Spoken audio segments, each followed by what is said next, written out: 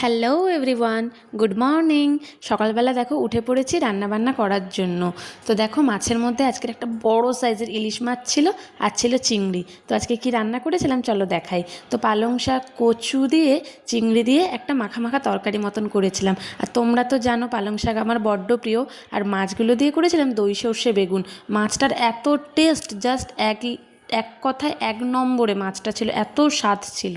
আর করেছিলাম ভেন্ডি আর অল্প বেগুন চিংড়ি দিয়ে টক করেছিলাম। তারপরে খেয়ে নিয়েছিলাম রুটি আর তরকা।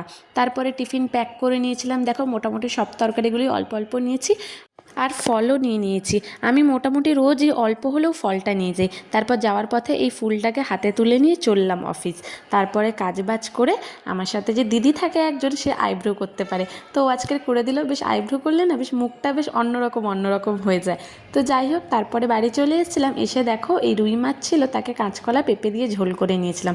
তারপরে একটু খেতে ইচ্ছা করছিল, তাই জন্য এই কুরকুরিটা খেয়ে নিয়েছি। তো ব্যাস।